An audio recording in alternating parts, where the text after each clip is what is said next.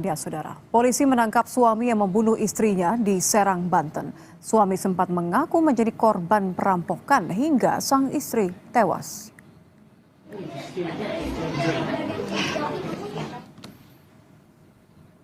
Wadison Pasaribu sempat menangis histeris di depan jenazah istrinya, Petri Sihombing, di rumah duka yang berlokasi di Kompleks Puri Anggrek, Serang, Banten. Saat itu keluarga belum mengetahui jika Wadison merupakan pembunuh istrinya sendiri. Wadison mengaku kepada keluarga jika istrinya meninggal karena menjadi korban perampokan.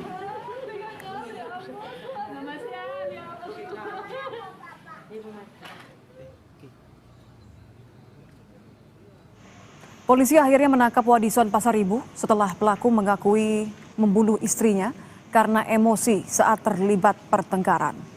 Kepada polisi, pelaku mengaku menganiaya korban hingga tewas dan merancang peristiwa perampokan untuk menutupi perbuatannya. Di hadapan polisi, pelaku juga memperagakan saat ia pura-pura masuk ke dalam karung untuk menyamar sebagai korban perampokan.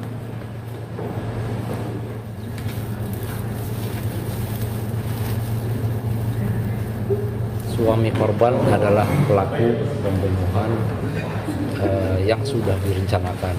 Ya. Tadi kita sudah sama-sama melihat bagaimana pelaku merekayasa ya kegiatan atau tindakan pembunuhan berencana dibuat seolah-olah kejadian pencurian dengan kekerasan, sakit hati, kesal dengan istrinya.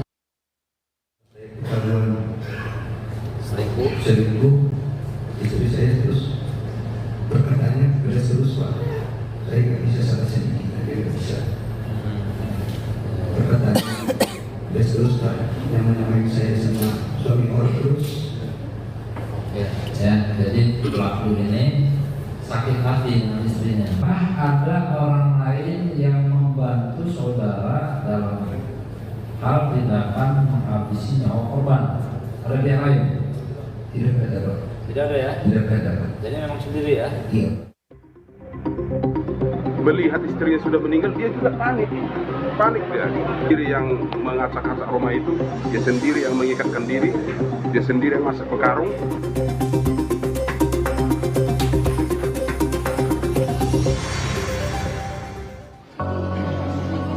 Wadison Pasaribu histeris di depan jenazah istrinya, Petri Sihombing, saat di rumah duka Kompleks Puri Anggrek, Serang, Banten. Kesedihan Wadison juga terlihat saat mengantar jenazah sang istri ke pemakaman.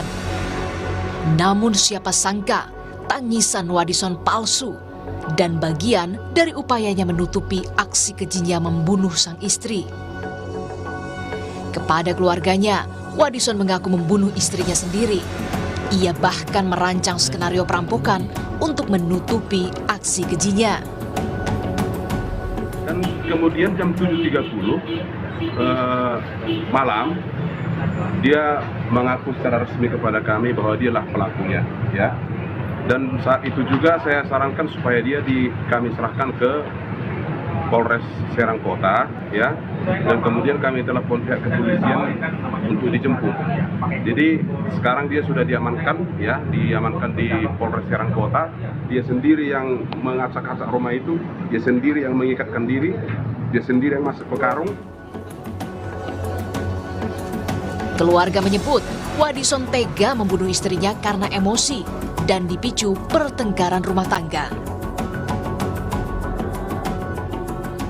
Awalnya persoalan ini sebenarnya karena setelah ini, ya, dia di rumah berlaku sebagai suami istri, nah, kemudian bercanda-canda, karena istrinya nyeletuk, kau nggak pernah lagi ngasih uang sama aku, kayak gitu.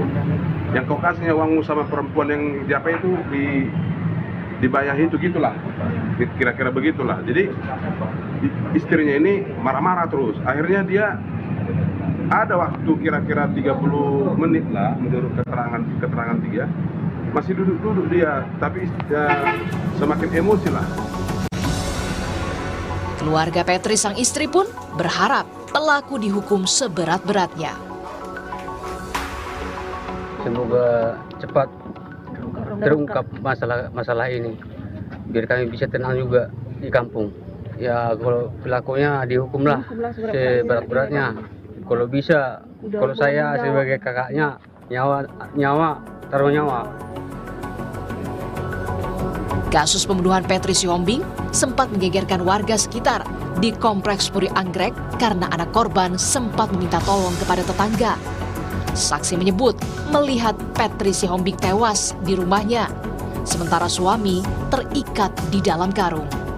Suasana rumah yang berantakan sempat meyakinkan saksi jika keluarga ini jadi korban perampokan. Namun terungkap jika pelaku pembunuhan Petri Sihombing adalah suaminya sendiri. Tim Liputan, Kompas TV.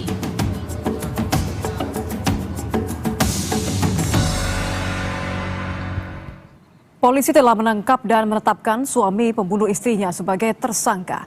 Lebih lengkap terkait dengan motif suami membunuh istrinya hingga tega merancang skenario perampokan untuk menutupi tindakan kejinya. Kita akan bahas bersama PLH Kasatreskrim Polresta Serang Kota, Ibtu Budi Mulyana. Selamat petang, Pak Budi. Pak Budi, Anda bisa mendengar jelas suara saya? Jelas, Mbak. Ya, Pak, saya ingin mulai dari motif pelaku. Mengaku bahwa ia sakit hati kepada istri. Apa pemicunya sehingga pelaku ini tega membunuh korban sampai ujungnya bahkan merencanakan skenario? Baik, Mbak. Kami jelaskan.